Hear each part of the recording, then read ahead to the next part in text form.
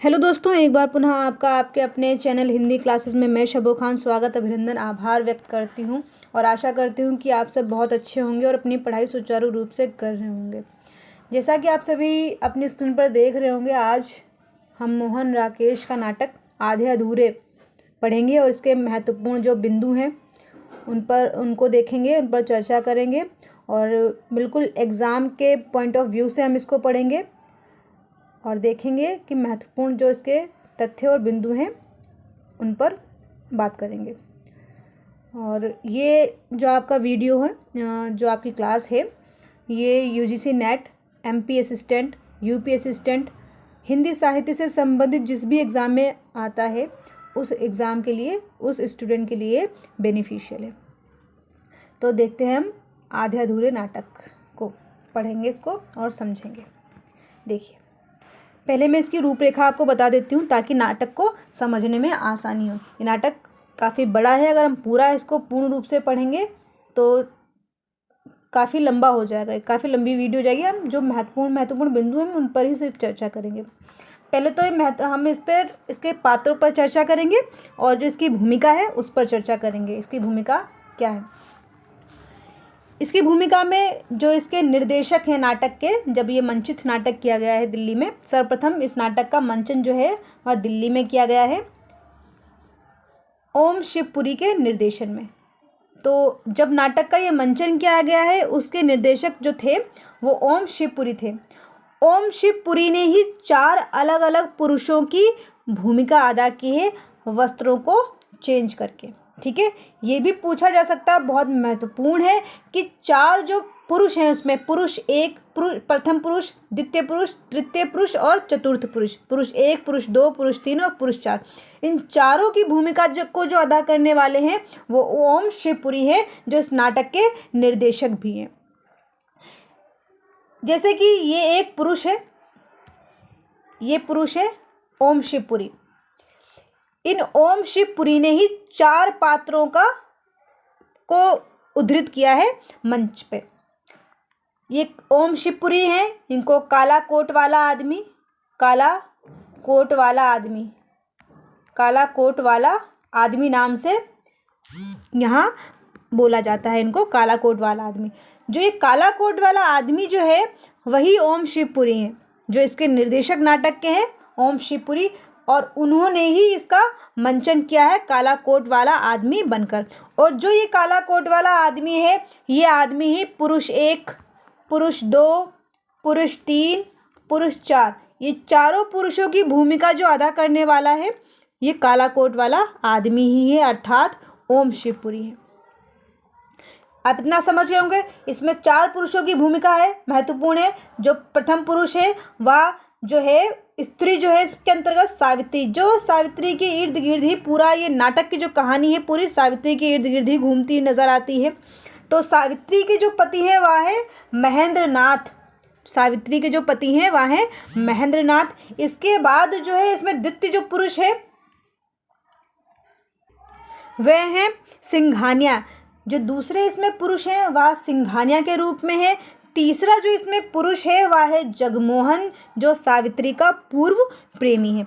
चौथा जो पुरुष इसके अंतर्गत है वह है जुनेजा, जो महेंद्र नाथ का दोस्त है। इसमें 4 पुरुष जो है ये महत्वपूर्ण है। इसके अलावा काला कोट वाला आदमी है जिसने ही चारों पुरुषों की भूमिका अदा की। सावित्री महत्वपूर्ण भूमिका है, जिसके इर्द गिर्द ये पूरी कहानी घूमती है। इसके अलावा सावित्री के 3 बच्चे हैं, जिसमें 2 पुत्रियां हैं और 1 पुत्र है। जिसमें बड़ी लड़की जो है वह बिन्नी है, वह लगभग 20 वर्ष के आसपास की है। छोटी बेटी किन्नी है, नाम याद रखें, नाम पूछे जा सकते हैं, महत्वपूर्ण है। बड़ी बेटी का नाम बिन्नी है, लगभग 20 साल की है। छोटी बेटी का नाम किन्नी है, वह लगभग 11-12 साल की है। और एक इसका पुत्र भी है, लड़का अशोक, जो लगभग 21 वर्ष का है, याद रखें आप। और इसके अलावा एक महत्वपूर्ण पात्र है इसमें बिन्नी का पति मनोज, बिन्नी का पति जो है वह मनोज इसके अंतर्गत पात्र है। आप इन पात्रों पर ध्यान दें, आगे जैसे जैसे बढ़ते जाएंगे आगे पात्र इसमें आते जाएंगे, मैं आपको उन पात्रों के बारे में भी बताती रहूँगी। बढ़ते अब इस नाटक की रूपरेखा क्या है। इसमें एक महेंद्र नाथ हैं, जिनका पहले जो व्यापार था अच्छा था, अच्छा खासा सब कुछ था, घर में सब कुछ अच्छा चल रहा था, लेकिन धीरे धीरे इनका व्यापार जो था वो ख़त्म होता गया, या यूँ कहें कि खराब होता चला गया। इनकी जो एक पत्नी है सावित्री, वह लगभग 40 वर्ष के आसपास की हैं। अब ये दूसरी जगह जॉब करती हैं और इनके बॉस का जो नाम है, जहाँ ये जॉब करती हैं, उसका नाम है सिंघानिया। ठीक है। अब ये जो जब इनके पति का जो काम है महेंद्र नाथ का, जब वो ख़राब हो जाता है तो घर का माहौल भी धीरे धीरे ख़राब होने लग जाता है। और सावित्री जो है वो जॉब करती हैं, और जो बेटियां दो हैं वो दोनों पढ़ती हैं, और पुत्र जो है अशोक, वह भी अपने जिस कमरे में रहता है वहाँ अलग अलग अभिनेत्रियों, जो विदेशी स्त्रियों की, या यूँ कहें कि जो वहाँ की अभिनेत्रियाँ, उनकी फ़ोटोज़ वगैरह अपने रूम में लगाता रहता है। छोटी बेटी जो किन्नी है, वह भी सुरेखा, जो इसकी एक सहेली है, उसके साथ भी वह गंदी फ़ोटोज़, या यूँ कहें जो एडल्ट चीज़ें होती हैं, वो उनको देखती वगैरह रहती है उनके वहाँ जाकर। तो भी गलत संगति में यूँ कहें कि थोड़ा बहुत पड़ जाती है, बहुत बदतमीज़ी से दूसरों से पेश आती है, घर में भी अच्छा व्यवहार नहीं करती है बल्कि। और जो बड़ी बेटी है बिन्नी, और जो सावित्री का जो इससे लगाव कहें, या मनोज नाम का एक पात्र है इसके अंतर्गत, मनोज नाम का एक पात्र है यहाँ। मनोज, या सावित्री का लगाव कहें या मनोज का लगाव कहें सावित्री के प्रति, तो लगाव हो जाता है। लेकिन बाद में क्या होता है, वो मनोज जो है बिन्नी को लेकर ही भाग जाता है। जो सावित्री की पुत्री है बिन्नी, उसको लेकर भाग जाता है। लगाव सावित्री से होता है, प्रेम सावित्री से होता है, लेकिन भाग उसको उसकी बेटी को लेकर जाता है वो। तो यूँ पूरे परिवार को इर्द गिर्द घूमती हुई ये कहानी इस नाटक की आती है। और यह ये एक तरीके से क्या कह सकते हैं कि मध्य स्तरीय परिवार के विघटन की कहानी है, कि जो एक सावित्री पूर्ण पुरुष की तलाश, कि जो मुमकिन नहीं है, पूर्ण पुरुष कहीं भी मुमकिन नहीं है। हर किसी में कोई ना कोई कमी रहती है, खामी रहती है, जो उसकी पूर्ण पुरुष की जो तलाश है ख़त्म ही नहीं होती।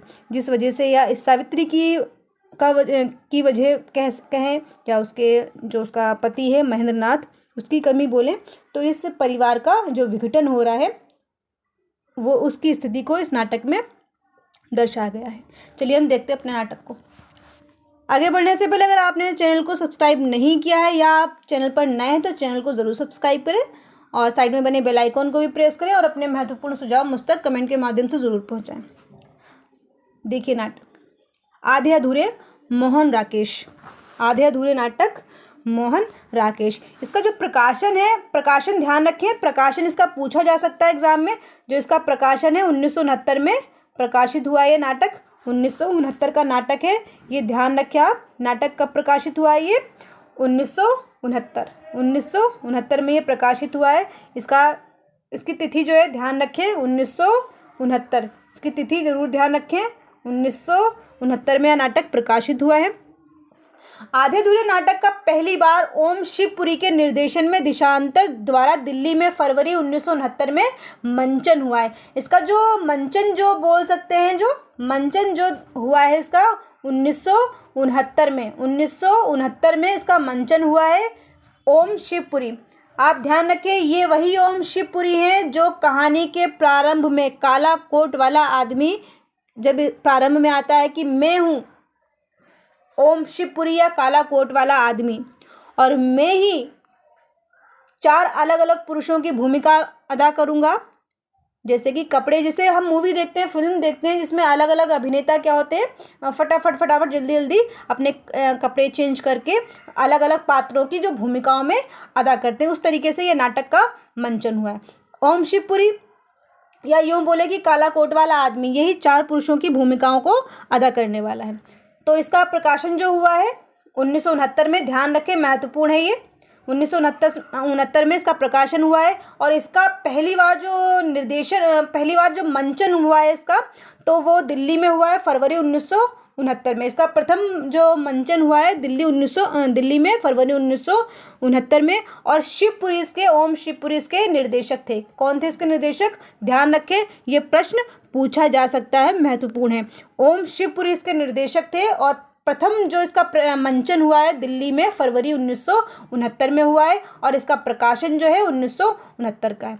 यह नाटक धर्मयुग साप्ताहिक पत्रिका 1969 के तीसरे चौथे अंकों में प्रकाशित हुआ था। ये भी ध्यान रखें, इसका नाटक का जो प्रकाशन हुआ है धर्मयुग साप्ताहिक पत्रिका में 1969 में तीसरे चौथे अंक में इसका प्रकाशित हुआ है। इसके अलावा यह मध्यवर्गीय पारिवारिक जीवन पर आधारित समस्या प्रधान नाटक है। कैसा नाटक है? समस्या प्रधान नाटक है और मध्यवर्गीय। अब मध्यवर्गीय वो कौन सा मध्यवर्गीय परिवार? शहरी मध्यवर्गीय परिवार। ये भी ध्यान रखें आप, शहरी मध्यवर्गीय परिवार, क्योंकि ये किसी गांव का जो इसका कहानी, नाटक की कहानी जो है वो जो चलती है, वो मंचन जो हो रहा है या कहानी जो चल रही है वो गांव की कहानी नहीं है, एक शहर में रहने वाला एक मध्यवर्गीय जो परिवार है उस मध्यवर्ग की यह कहानी है। तो मध्यवर्गीय परिवार की कहानी ये भी इम्पोर्टेंट है। ऐसा ही पूछा जा सकता है किस वर्ग के को लेकर एक कहानी प्रकाशित लिखी गई है, तो मध्यवर्गीय परिवार के विघटन की कहानी है। मध्यवर्गीय परिवार के विघटन की कहानी है आधे अधूरे। यह पूर्णता की तलाश का नाटक है। जैसा मैं बता चुकी हूँ कि आपको कि पूर्ण मनुष्य की तलाश या पूर्ण पुरुष की तलाश, यह पूर्णता की तलाश का नाटक है। यह जो सावित्री होती है वो पूर्ण मनुष्य या पूर्ण पुरुष की तलाश में रहती है, जो उसको पूर्णता की तलाश हो ही नहीं पाती है अंत तक भी। इस नाटक को मील का पत्थर भी कहा जाता है, ये भी ध्यान रखें। इसके अलावा मील का पत्थर एक और भी नाटक है, नाटक नहीं कहते इसको, जिसे कहानी है वो चंद्रधर शर्मा गुलेरी की कहानी है। उसने कहा था, चंद्रधर शर्मा की उसने कहा था कहानी है 1915 की, वह भी मील का पत्थर कहानी उसे भी बोला जाता है, मील का पत्थर। और ये एक यहाँ भी शब्द आया है मील का पत्थर, ठीक है, ये भी शब्द यहाँ पर भी आया है मील का पत्थर, तो आप इसको भी ध्यान रखें। चंद्रधर शर्मा गुलेरी की कहानी है, उसने कहा था, जिसका प्रकाशन 1915 में हुआ था सरस्वती पत्रिका में। और ये जो नाटक है आधे अधूरे मोहन राकेश का नाटक है, 1969 का है। इसमें भी मील का पत्थर नाम के शब्द आ रहे हैं, ठीक है, ये भी ध्यान रखें। इसके अलावा इस रंगमंच की दृष्टि से आधे अधूरे नाटक को प्रयोगशील नाटक कहा जाता है, ठीक है। रंगमंच की दृष्टि से आधे अधूरे नाटक को प्रयोगशील नाटक कहा जाता है, प्रयोगशील नाटक कहा जाता है, ये भी ध्यान रखें। और ये भी आप एक चीज़ और भी ध्यान रखें, शायद ये यहाँ इस पॉइंट में वो इसमें नहीं होगी, कि ओम शिवपुरी ने अब जो भूमिका नाटक की लिखी है इन्होंने, तो आधे अधूरे में, तो ओम जब रंगमंच का जो भी हो ओम शिवपुरी के द्वारा ही लिखा है। इसमें जब नाटक का मंचन हुआ है मोहन राकेश ने लिखा है, लेकिन जो उसकी भूमिका जो है उसमें ये लिखा गया है कि समसामयिक जिंदगी का पहला सार्थक हिंदी नाटक है आधे अधूरे। ओम शिवपुरी के द्वारा ये बोला गया है भूमिका में कि समसामयिक जिंदगी का पहला सार्थक हिंदी नाटक है आधे अधूरे।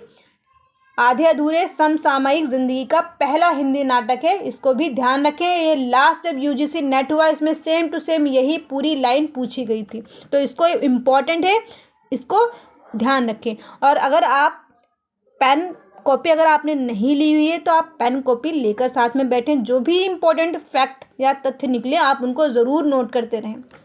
आगे देखें, इस नाटक की सबसे बड़ी विशेषता यह है कि एक ही पुरुष चार पुरुषों की भूमिका मात्र वस्त्र परिवर्तन के आधार पर करता है। जैसे मैं आपको बता चुकी हूँ, काला कोट वाला आदमी जो ओम शिवपुरी है, एक तरीके से वही 4 पुरुषों की भूमिका अदा कर रहा है वस्त्र को बदलकर। पुरुष एक, जो मैं बता चुकी हूँ आपको, पुरुष एक महेंद्र नाथ है जो सावित्री का पति है। पुरुष 2 सिंघानिया है जो सावित्री का बॉस है। सिंघानिया कौन है? सावित्री का बॉस। सिंघानिया सावित्री का बॉस है। जगमोहन सावित्री का पूर्व प्रेमी है। जगमोहन क्या है? सावित्री का पूर्व प्रेमी है। जगमोहन सावित्री का पूर्व प्रेमी है जगमोहन सावित्री का, ध्यान रखें। इसके अलावा पुरुष 4 जुनेजा कौन है? या जो है महेंद्र नाथ का दोस्त है। महेंद्र का दोस्त है, या महेंद्र का दोस्त है जुनेजा, दोस्त, महेंद्र का दोस्त। जुनेजा जो है महेंद्र का दोस्त है जुनेजा, ध्यान रखें आप इसको।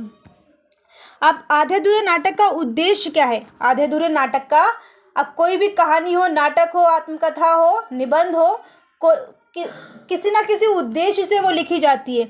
आधे अधूरे नाटक का उद्देश्य क्या है? आधे अधूरे नाटक के माध्यम से मोहन राकेश ने महानगरों में होने वाले मध्यवर्गीय जीवन की विसंगति, देखो यहाँ पर मैं बोल रही थी ना अभी आपसे कि शहरी जीवन का, अब यहाँ मोहन राकेश जी ने यहाँ उद्धृत किया है मध्यवर्गीय परिवार, महानगरों में रहने वाला मध्यवर्गीय परिवार की कहानी है। किसकी कहानी है? महानगरों में रहने वाला एक जो मध्यवर्गीय परिवार है उसकी कहानी इस नाटक में है। तो आधे अधूरे नाटक के माध्यम से मोहन राकेश ने महानगरों में रहने वाले मध्यवर्गीय जीवन की विसंगतियों एवं विडंबनाओं का चित्रण किया है। विसंगतियों एवं विडंबनाओं का चित्रण किया है। भूमंडलीकरण के इस दौर में मध्यवर्गीय परिवार के टूटते बिखरते रिश्ते, उनका अधूरापन, कुंठा, घुटन इत्यादि को मोहन राकेश ने सावित्री और महेंद्र नाथ के परिवार के माध्यम से सफलतापूर्वक अभिव्यक्त किया है। आधे अधूरे नाटक में पारिवारिक विघटन, स्त्री पुरुष संबंध, स्त्री जीवन की त्रासदी आदि का प्रभावपूर्ण चित्रण हुआ है। इसके जो पात्र हैं, सावित्री, जिसके इर्द गिर्द पूरा नाटक जो है सावित्री के इर्द गिर्द ही है। नाटक की नायिका है, महेंद्र नाथ की पत्नी है, उम्र लगभग 40 वर्ष है सावित्री की। पुरुष एक, महेंद्र नाथ, सावित्री का पति, उम्र लगभग 49 वर्ष है। पुरुष दो, सिंघानिया, सावित्री का बॉस है, चीफ कमिश्नर है। सावित्री का बॉस है और चीफ कमिश्नर है। चीफ कमिश्नर, ध्यान रखिए, पूछा जा सकता है कि सिंघानिया की पोस्ट क्या है, सिंघानिया किस पोस्ट पर? सिंघानिया क्या है? चीफ कमिश्नर है, जो बहुत बड़ी बड़ी बातें करता है। सावित्री के घर जाएगा तो बहुत बड़ी बड़ी बातें करेगा कि मैं इटली के वहाँ से बात करनी है, मुझे यहाँ से इस ऑफिस से बात करनी है, मुझे वहाँ ये करना है। इस तरीके से बड़ी बड़ी बातें करता है। ये अपनी बड़ी बड़ी बातों से लोगों को, सामने वालों को इम्प्रेस करने का या उनको उलझाने का काम करता है सिंघानिया, जो चीफ कमिश्नर है। जगमोहन जो पुरुष 3 के रूप में है और सावित्री का पूर्व प्रेमी है जगमोहन। इसके अलावा जुनेजा है। जुनेजा जो महेंद्र नाथ का दोस्त है। बिन्नी, सावित्री की बड़ी बेटी, उम्र लगभग 20 वर्ष है। सावित्री की बड़ी बेटी है, उम्र लगभग 20 वर्ष है। अशोक, सावित्री और महेंद्र नाथ का बेटा है। अशोक क्या है? सावित्री और महेंद्र नाथ का बेटा है। इसकी उम्र लगभग 21 वर्ष है। उम्र लगभग इसकी 21 वर्ष है अशोक। ये सभी पात्र ध्यान रखें, बहुत इंपॉर्टेंट है। किन्नी सावित्री की छोटी बेटी है और इसकी उम्र लगभग 12, 13 या 11 भी लिख सकते हैं आप। 11 अगर हो तो 11 देख लें आप, ठीक है। जो भी एग्जाम में अगर पूछा जाता है तो 11, 12 और 13, ठीक है, इनमें से जो भी हो। तो कितने बच्चे हो गए? सावित्री के 3 बच्चे हैं, 2 बेटियां हैं, जिनमें बड़ी बेटी बिन्नी है, छोटी बेटी किन्नी है और एक बेटा कौन है? अशोक है। अगला देखें, मनोज बिन्नी का पति, मात्र संवादों में उल्लेखनीय है। इसका कोई विस्तृत चित्रण नहीं है नाटक में। मनोज का विस्तृत कोई चित्रण नहीं है, सिर्फ संवादों में है। मनोज की क्या शख्सियत है? मनोज जो था, पहले जो बिन्नी की माँ सावित्री, उनसे इसका प्रेम संबंध था, जो भी प्रसंग था। और उसके बाद क्या होता है, ये सावित्री बिन्नी को लेकर भाग जाता है, ठीक है। ये बिन्नी का पति है इसका, ये, और इसका मात्र नाम मात्र का इसमें संवाद है, बस। इसका कोई विस्तृत चित्रण नहीं है नाटक के अंतर्गत। नाटक का विषय क्या था? मध्यवर्गीय जीवन की विडंबनाओं का चित्रण है। मध्यवर्गीय जीवन की विडंबनाओं का चित्रण, पारिवारिक विघटन का चित्रण है, स्त्री पुरुष संबंधों का चित्रण है, नारी की त्रासदी का चित्रण है, वैवाहिक संबंधों की विडंबना। ये सब ध्यान रखें। आप देखिए, थोड़ा सा नाटक में मैंने थोड़ा सा इसको शॉर्ट फॉर्म में रखा हुआ है यहाँ पर। वैसे मैंने आपको जो पूरी कहानी है इसकी बता दी है मैंने। जो 4 पुरुष हैं और स्त्री सावित्री है, इसके 3 बच्चे हैं, और कैसे कैसे क्या कहानी है। नारी का जो काम ना होने की वजह से वो सब कुछ काम वाम जो सावित्री के ऊपर ही है, वो इतने परेशान हैं। और फिर उसके पति को भी मतलब काम नहीं है, वो पूर्ण पुरुष की तलाश में इधर भटकती है। 4 लोगों के संबंध में आती है, लेकिन फिर भी उसे पूर्ण पुरुष की प्राप्ति नहीं होती है। अंत में क्या होता है, वो अपने घर ही महेंद्र नाथ के साथ ही रहती है। यह मध्यवर्गीय परिवार की परिस्थिति को दर्शाता है। यहाँ पर एक तरीके से बोल सकते हैं कि मध्यवर्गीय परिवार की जो परिस्थिति है उसको यह नाटक दर्शा रहे। आगे देखते हैं, पढ़ते हैं उसको। मोहन राकेश का आधे अधूरे नाटक एक मध्यवर्गीय शहरी परिवार की कहानी है। इस परिवार का हर एक सदस्य अपने आप को अधूरा महसूस करता है। क्या होता है, इस परिवार का हर एक सदस्य जो है अपने आप को अधूरा महसूस करता है। परिवार का हर एक व्यक्ति अपने को पूर्ण करने की चेष्टा करता है। क्या कर रहा है, हर एक व्यक्ति अपने को पूर्ण करने की चेष्टा कर रहा है, और पूर्णता किसी में है नहीं, पूर्णता किसी में है नहीं। परिवार में पति पत्नी, एक बेटा और 2 बेटियां हैं। पति महेंद्रनाथ व्यापार में सफल नहीं हुआ। उसने व्यापार किया लेकिन व्यापार में सफल नहीं हो पाता है। महेंद्रनाथ बहुत समय से व्यापार में असफल होकर घर पर बेकार बैठ जाते हैं। उसकी पत्नी सावित्री नौकरी करके घर चलाती है। महेंद्रनाथ अपनी पत्नी सावित्री से बहुत प्रेम करते हैं। तो ये भी ध्यान रखें, महेंद्रनाथ अपनी पत्नी से बहुत प्रेम करते हैं, किंतु बेरोजगार होने के कारण वह पत्नी सावित्री के कमाई पर पलता हुआ अत्यंत दुखी है। उसकी स्थिति अपने ही परिवार में एक ठप्पा एक रबर की टुकड़े की तरह हो गई है। उसकी स्थिति कैसी हो गई, अपने परिवार में एक ठप्पा एक रबर के टुकड़े की तरह हो गई है। सावित्री अपनी अनंत और बहुमुखी अपेक्षाओं के कारण महेंद्रनाथ से वितृष्णा करती है। जगमोहन जुनेजा सिंघानिया के संपर्क में आती है, किंतु किसी में भी उसे अपनी भावनाओं की तृप्ति नहीं मिलती। महेंद्रनाथ और सावित्री की बड़ी बेटी बिन्नी मनोज के साथ भाग जाती है। ठीक है, मनोज का भी इसकी माँ से पहले आकर्षण रहा था, लेकिन मनोज बिन्नी को लेकर फरार हो जाता है। सावित्री का बेटा अशोक को भी घर के किसी सदस्य से लगाव नहीं होता। वह भी पिता की तरह ही बेकार है। उसका नौकरी में मन नहीं लगता। वह भी बदमिजाज और बदजुबान है। उसकी दिलचस्पी केवल अभिनेत्रियों की तस्वीरों और अश्लील पुस्तकों के सहारे बीतती है। छोटी बेटी भी इस वातावरण में बिगड़कर जिद्दी, मुंहफट और चिड़चिड़ी हो गई है और उम्र से पहले ही यौन संबंधों में रुचि लेने लगी है। परिवार में तनाव और माता पिता के संबंधों के कारण उन सब में भी इस तरह की भावना घर कर गई है। इन सभी पात्रों के व्यवहारों में महेंद्रनाथ और सावित्री के संबंधों का प्रभाव दिखाई पड़ता है, क्योंकि जब महेंद्रनाथ और सावित्री इन दोनों के संबंध जो है इतने विच्छेद से हो गए कि ऐसा नहीं कि महेंद्रनाथ को लगाव नहीं अपनी पत्नी से, लगाव तो है, बट वो खाली बैठा हुआ अपनी पत्नी के जो पैसों पर एक तरीके से बोल सकते हैं कि पल रहा है।